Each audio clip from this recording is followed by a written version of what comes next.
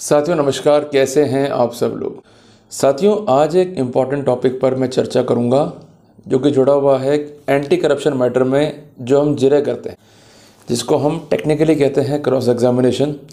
उसको करते समय किन किन बातों का जो है विशेष ध्यान रखें और ऐसी क्या कॉमन गलतियाँ हम करते हैं जिस कारण अच्छे केस को भी हम जो है बिगाड़ देते हैं और जिसका परिणाम जो है हमको भुगतना पड़ता है। साथियों क्रॉस एग्जामिनेशन क्यों करते हैं, इसका पर्पस क्या है, पहले उसको समझ लेते हैं अपन। बेसिकली क्या होता है कि हमारे हिंदुस्तान में जो सबसे बड़ा कानून है वो है एविडेंस एक्ट। कौन सी एविडेंस एडमिसिबल होगी, कौन सी इनएडमिसिबल होगी, कौन सी एविडेंस प्राइमरी होगी, कौन सी एविडेंस सेकेंडरी होगी और क्या क्या फॉर्मेलिटीज़ पूरी करनी है to make the evidence admissible, ये सब लिखा हुआ है इंडियन एविडेंस एक्ट में। ये एक बहुत बड़ा ग्रंथ तो नहीं है, बट जो बातें लिखी हुई हैं अगर समझ ली आपने तो वो काफ़ी हद तक हमें फ़ायदा पहुंचा सकती है। बेसिकली अगर आप लोगों ने एविडेंस सेट को नहीं पढ़ा है तो ज़रूर पढ़िए, बट क्या क्या चीज़ें इंपॉर्टेंट हैं एविडेंस सेट में उस पर जो है हमको विशेषता ध्यान रखना होगा। सबसे इंपॉर्टेंट बात है कि evidence of conduct is quite important. लिख लीजिए इसको आप, कंडक्ट की एविडेंस जो है वो काफ़ी इंपॉर्टेंट है। दूसरी बात है कि ऐसे फैक्ट्स जो रिलेवेंट है उन पर साक्ष्य काफ़ी इंपॉर्टेंट है। तीसरी बात, ऐसी एविडेंस जो किसी गवाह की क्रेडिट को या उसकी विश्वसनीयता को क्वेश्चन मार्क कर दे, उस तरह की एविडेंसेस जो हैं काफ़ी इंपॉर्टेंट है। और इसके अलावा जो भी स्थितियाँ परिस्थितियाँ फाइल पर आ रही हैं वो कितनी कनेक्टिंग है, क्या चेन वो कंप्लीट कर पा रहे हैं as per Indian evidence act, ये भी काफ़ी इंपॉर्टेंट है। ये आपको मैं इसलिए नोट डाउन करवा रहा हूँ क्योंकि नीरज दत्ता बनाम स्टेट ऑफ एनसीटी के मामले में जो कि निर्णय है ऑनरेबल सुप्रीम कोर्ट का 15 दिसंबर 2022 का, उसमें यह स्पष्ट किया गया है कि एविडेंस चाहे डायरेक्ट हो चाहे इनडायरेक्ट हो, इससे कोई फ़र्क नहीं पड़ता। अगर चेन जो है कंप्लीट हो गई है तो ऐसे सिनेरियो में कन्विक्शन में कोई दिक्कत कोर्ट को नहीं होनी चाहिए। पर जहाँ चेन इनकम्प्लीट है तो वहाँ पर प्रोसिक्यूशन जो है स्टैंड नहीं करेगा, कोर्ट को जो है वहाँ पर आरोपी को दोषमुक्त करना होगा। पर ये सब थ्योरेटिकल बेसिस है।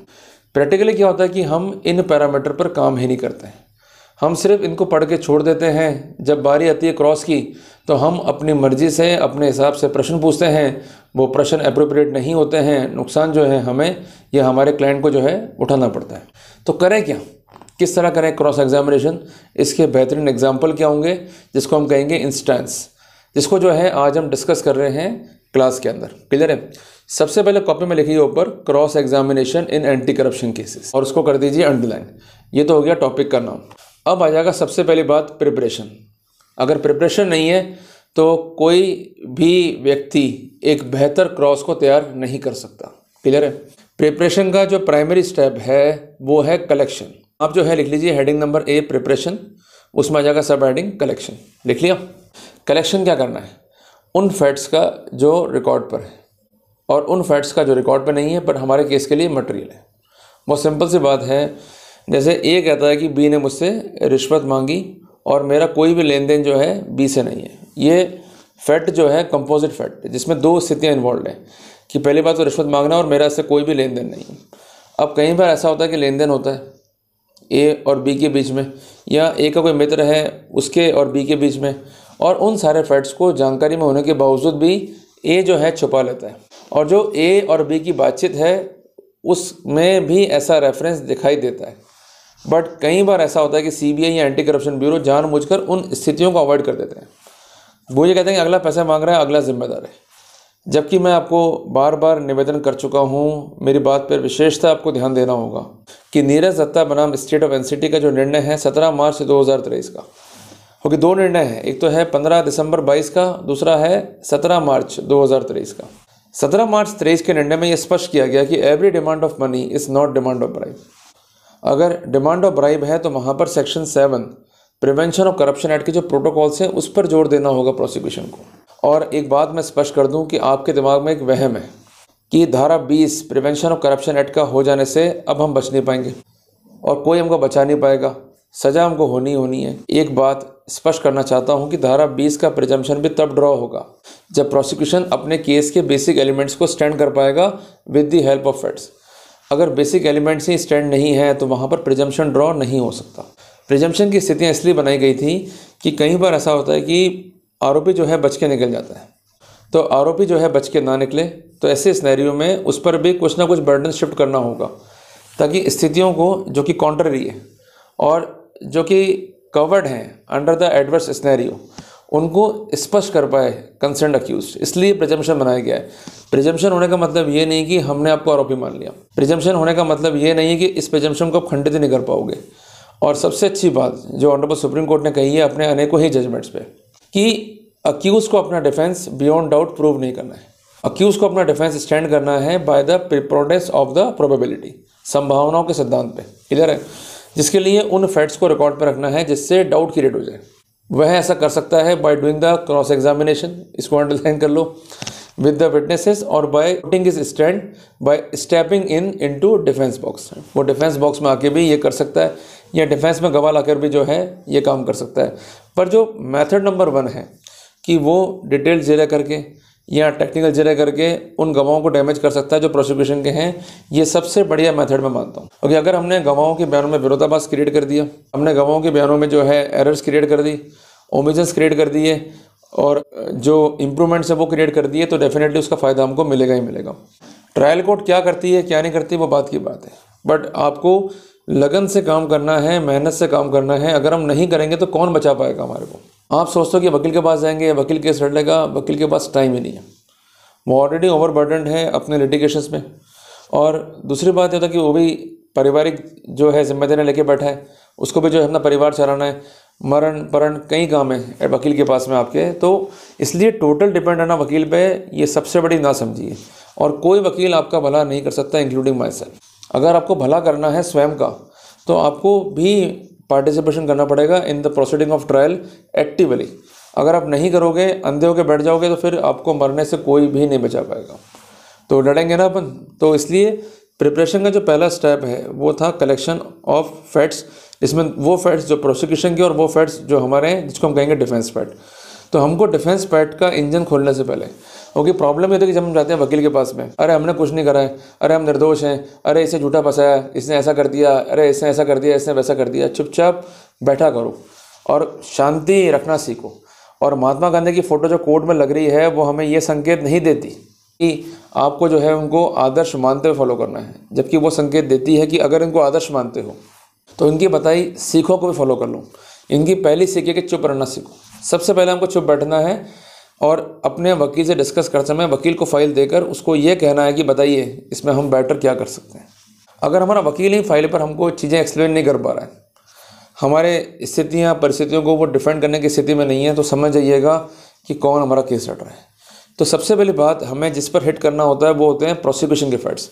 और प्रोसिक्यूशन के फैक्ट्स पे ही जो है इंसेप्शन पे एग्जामिनेशन होता है, उसी पर आप इम्प्रूवमेंट, विरोधाभास, ओमिशंस को जो है ला पाते हो। उसके बाद आता है डिफेंस थ्योरी।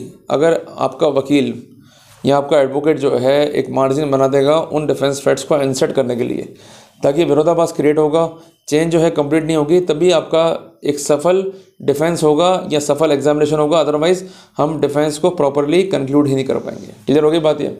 अब एक एग्जांपल लेता हूँ मैं कि जब भी आप फैक्ट्स कलेक्ट कर रहे हैं प्रोसिक्यूशन के, तो हमें क्या क्या कलेक्ट करना है। सबसे पहला फैक्ट है रिपोर्ट। लिख लीजिए, रिपोर्ट ऑफ द कंप्लेनेंट। ये रिपोर्ट कई बार 2 भी हो सकती है in case of Lokayukta trap, और ये रिपोर्ट 1 भी हो सकती है इन केस ऑफ सीबीआई और एसीबी ट्रैप। सिंपल सी बात है। दूसरी बात है कि कई बार एफआईआर 2 भी हो सकती है, 0 नंबर एफआईआर और numbered FIR in case of Lokayukta trap, और कई बार ये एफआईआर सिर्फ 1 भी हो सकती है in case of CBI trap और एसीबी ट्रैप। सिंपल हो गया। तीसरा वाइटल डॉक्यूमेंट है वेरिफिकेशन, जिसमें आवाज़ की रिकॉर्डिंग होती है और एक ट्रांसक्रिप्ट तैयार होती है। चौथा है वेरिफिकेशन रिपोर्ट, जो यूजुअली सीबीआई ट्रैप में बनाई जाती है। लोकायुक्त ट्रैप में ये बन सकती है, संभावना कम होती है, और एसीबी में ये बनाते ही बनाते हैं। क्लियर हो गया आपको? उसके बाद का स्टेप है प्री ट्रैप प्रोसीडिंग्स, उसके बाद का स्टेप है ट्रैप प्रोसीडिंग, उसके बाद का स्टेप है अरेस्ट, उसके बाद का स्टेप है spot verification and side map preparation, और उसके बाद है collection of evidences, means statement जो हैं उनको जो है कलेक्ट करना। और जो मौखिक कार्रवाइयाँ वो तो हो ही रही हैं, स्टेटमेंट भी कलेक्ट करना एक इंपॉर्टेंट प्रोसीडिंग है। और इन द मीन वाइल टीएलओ एक काम ये भी करता है कि जो हाथ की धुलाई है, जिसमें यूजुअली फिनोक्सिलिन पाउडर का यूज़ करते हैं, उसके संबंध में भी जो है ये मेंशन करते हैं। बट हालांकि ये ट्रैप प्रोसीडिंग का ही पार्ट है, पर कुछ लोग इस प्रोसीडिंग को अलग मानते हैं, ठीक है ना, इसको हिस्सा मानते हैं पोस्ट ट्रैप का। तो ये इंपॉर्टेंट डॉक्यूमेंट्स हैं जो हमको फ्री ऑफ कॉस्ट मिलते हैं कोर्ट से, इस बात का विशेष ध्यान रखिएगा। और इसके अलावा सीडी, जिसमें हमारी आवाज़ कैद है एलिजली, जिसको हम कहते हैं एलिस कॉन्वर्जेशन, तो उसको भी ज़रूर लीजिएगा, कई बार आप करते हैं क्या है कि वो सीडी लेते नहीं कोर्ट से, या आपका वकील आपको इंसिस्ट नहीं करता है, या वकील ने चुपचाप ले ली, उसके बच्चे खेल रहे होते हैं घर में। ये अमूमन कहानी है, कोई नई चीज़ नहीं है। तो इसलिए सीडी जो मिलती है कोर्ट से उसको प्रॉपरली आपको लेना है, सुनना है और मैच करना है ट्रांसक्रिप्शन से, जो कि अमूमन हम नहीं करते हैं। इस बात का विशेष ध्यान रखिए। अब आता है सबसे पहले रिपोर्ट। रिपोर्ट पर हम क्या करेंगे? Cross examination. रिपोर्ट को पूरा पढ़ लीजिए। रिपोर्ट होती है मोटा मोटा 1 या 1.5 पेज की या 2 पेज की। उसमें क्या स्टोरी सेटअप कर रहा है उसको अंडरलाइन कर लो। कई बार ये कहता है कि मेरा ये काम है, उसके बेटे पैसे मांग रहे हैं, क्लियर है, या मेरा ये काम था, उसके लिए मुझे तंग कर रहे हैं, बुला रहे हैं बार बार और परेशान कर रहे हैं। तो पेंडेंसी ऑफ वर्क पे जोर देगा कंसर्न परिवादी, और यही उसको बताया जाएगा बाय सीबीआई, एसीबी और लोकायुक्त कि भाई रिपोर्ट ऐसे लिख कर लाओ जिसमें ऐसे फैक्ट्स हों कि आपकी पेंडेंसी जो है वो देखिए अक्यूज़ के पास में, और अक्यूज़ उस काम के पैसे मांग रहा है एज अ मोटिव, और अल्टीमेटली उसको हम रंगे हाथों पकड़ सकें, क्लियर है। और हर रिपोर्ट में ये लिखवाएंगे कि ना तो मेरा उससे कोई लेन देन है पैसों का और ना ही मेरी कोई रंजिश है। बड़ी आश्चर्य की बात है कि कंसर्न परिवादी को ये मालूम कैसे पड़ता है कि भाई एसीबी का ऑफिस कहाँ पर है, या सीबीआई का ऑफिस कहाँ पर है, या लोकायुक्त का ऑफिस कहाँ पर है।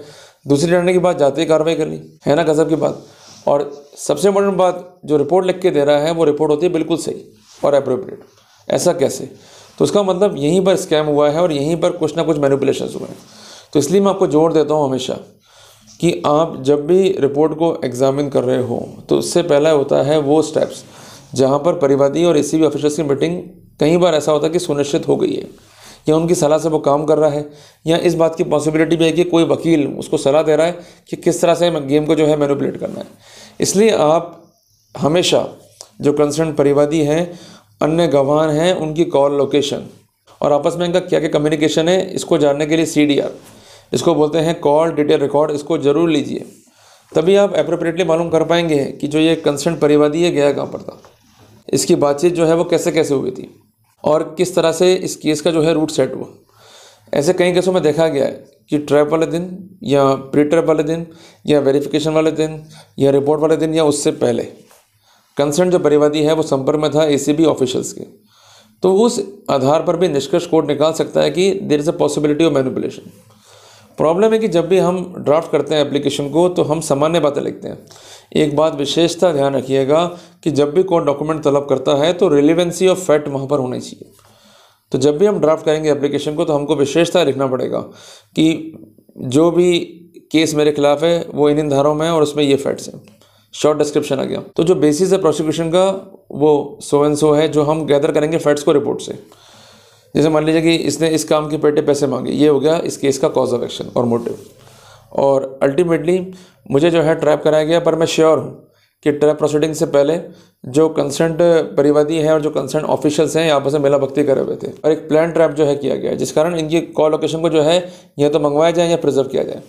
ओके, यूजुअली कोर्ट पहले मंगवा रहा था, अब कोर्ट का ट्रेंड क्या है, प्रिजर्व कर लो बाद में मंगा लेंगे उसको, क्लियर है। तो ये भी एक वाइटल पॉइंट है जिस पर हमको काम करना होता है, और ये पॉइंट पर अगर आपने काम कर लिया और उन डॉक्यूमेंट्स पे एम्फेसाइज कर लिया जो बाद में आपके लिए मटेरियल साबित हो सकते हैं, क्योंकि वो डॉक्यूमेंट थे तो प्रोसिक्यूशन का पार्ट, पर प्रोसिक्यूशन ने डेलिबरेटली उनको अवॉइड कर दिया, इसलिए हम उनको जो है मंगवाना चाहते हैं। इसलिए ज़रूर मंगवाइएगा, उनको गलती मत कीजिएगा। मैं बार बार इस चीज़ पे जो है एम्फेसिस कर रहा हूँ। और आज का लेक्चर जो है मैं केवल कन्फाइन करूँगा रिपोर्ट की हद तक, फिर हम रोज़ जो है इसको कंटिन्यू करते जाएंगे। कई पार्ट्स में जो है ये डेवलप होगा। रिपोर्ट जो है उसे दी है एसपी के नाम या एडिशनल एसपी के नाम, उसके बाद उसका एक सब्जेक्ट होगा और उसके बाद उसकी एक स्टोरी होगी कि मेरा नाम ये है, मेरे रिश्तेदार का या मेरा काम फला फला के पास लंबित है और इस काम के पेटे जो है इसने इतने पैसे मांगे हैं, मैं भ्रष्ट अधिकारी को रुपये देना नहीं चाहता हूँ, रंगे हाथों पकड़वाना चाहता हूँ। अब ये रिपोर्ट जो है इस पर क्या कार्रवाई करनी चाहिए थी कंसर्न एजेंसी को, इस पर आपको प्रश्न पूछने हैं कंसर्न परिवादी से भी। तो प्रश्न क्या होंगे, कॉमनली अपन बात करते हैं। सबसे पहली बात, जब आप रिपोर्ट देने गए थे तो रिपोर्ट देने खुद गए थे या साथ में आपके और कोई भी गया था? दूसरी बात, आप किस साधन से गए थे? तीसरी बात, आप जब पहुंचे तो उस समय क्या हो रहा था? नंबर चौथी बात, वहां आपको कौन कौन मौजूद मिला? नंबर पाँचवीं बात, आप रिपोर्ट लिखकर लेके गए थे या रिपोर्ट आपने वहीं पर बैठ के लिखी? हमें टाइम लाइन को डिस्टर्ब करना है। छठी इंपॉर्टेंट बात, जब रिपोर्ट लिखी तो आपको किसी ने गाइड किया होगा कि भाई रिपोर्ट को ऐसा लिखो, उसके बाद जो है रिपोर्ट को आपने लिखा। नंबर 7 या जो अग्रिम पॉइंट्स हैं कि जो भी रिपोर्ट आपने लिखी उसका जो पेपर था वो कहाँ से मिला आपको, एसीबी ऑफिशियल से मिला या कहीं से आप लेकर आए? फ्री टाइम किलिंग होगा, यहाँ पर हिट होगा। उसके बाद आपकी मुलाकात सबसे पहले किससे हुई? रिसेप्शन पे। उसने आपसे क्या जानकारी ली, आपकी मुलाकात फिर कंसर्न इंचार्ज से या साहब से कब हुई, ये पूछना पड़ेगा आपको। फिर उन्होंने आपसे क्या इंक्वायरीज करी और क्या क्या डॉक्यूमेंट आपने दिए, क्या कोई आपके बयान नोट किए गए थे उनके द्वारा या नहीं। अगर मौखिक पूछताछ है तो ये पूछताछ अपने आप में ही गैरकानूनी है, क्योंकि जब भी कोई व्यक्ति आ रहा है तो संबंधित कहते हैं ना भाई रजिस्टर में, जिसको हम कहते हैं आगंतुक रजिस्टर, उसमें उसका इंदराज होना चाहिए। अगर वो नहीं है तो डाउट क्रिएट करता है। रिपोर्ट अगर सस्पेक्टेड है, जैसा मैंने आपको बताया, वो डाउट क्रिएट करता है। फिर 5 मिनट में फैक्ट समझ लिए, ये डाउट क्रिएट करता है। और जल्दबाजी में कार्रवाई, ऑन स्पॉट कार्रवाई के लिए डिसीजन ले लिया, ये डाउट क्रिएट करता है। फिर उसको रिकॉर्डर देना, रिकॉर्डर का सोर्स क्या है, जो कि पार्ट है वेरिफिकेशन प्रोसीडिंग का, जिसको हम डिस्कस करेंगे इसके नेक्स्ट चैप्टर में या नेक्स्ट क्लास में। पर ये प्राइमरी फैक्ट्स पर ही आपको मैक्सिमम जिरह करनी है। क्लियर है। इसके अलावा जो वो कहता है कि वर्क पेंडिंग है, अब यहाँ पर आपने क्लियर कर दिया कि भाई वर्क पेंडिंग था तो कब से था, और आपने कितनी बार जो है विजिट किया, कितनी बार जो है जाके मिले। वो क्वेश्चन ही पूछना कि भाई आपने कितनी बार जो है अपने काम के लिए कहा, कितनी बार जो है पैसे मांगे गए। ये आपको मैं इसलिए कह रहा हूँ कि डिमांड पे मैं जोर दे रहा हूँ बार बार। अगर हम डिमांड वाले पार्ट को डाइल्यूट करेंगे तो हमारे लिए फ़ायदा है। अगर वो कहता है भाई डिमांड कई बार करी, तो वहाँ पर सेक्शन 8 PC एक्ट का जो प्रोविजो है वो लागू हो जाता है कि जब भी डिमांड हो रही है और फर्स्ट डिमांड आ गई है तो कॉज ऑफ एक्शन अराइज हो जाता है। विदिन 7 डेज आपको ये मैटर रिपोर्ट करना है। अगर रिपोर्ट नहीं कर रहा है परिवादी या आवेदक या तकरारदार, तो it is going to create a doubt in the story of prosecution. तो इसलिए जो इंसेप्शन के फैक्ट्स हैं, इस पर करीबन अपन 100 क्वेश्चन जो है रेडी कर सकते हैं। क्लियर है ना बात आपको। तो इसलिए मैंने आपको ईजी वे में जो है कुछ एग्जांपल्स दिए हैं ताकि आप अपना काम कर सकें। देखो बेसिकली मेरा काम है आपको तैयार करना लड़ने के लिए। अब डिपेंड आपके ऊपर है कि आप अर्जुन बनते हो या एकलव्य या कुछ भी नहीं। पर मेरा निवेदन आप सबसे है कि आप एकलव्य बनो, शेष धनुधर। खुद प्रयास करना पड़ेगा, खुद मेहनत करनी होगी।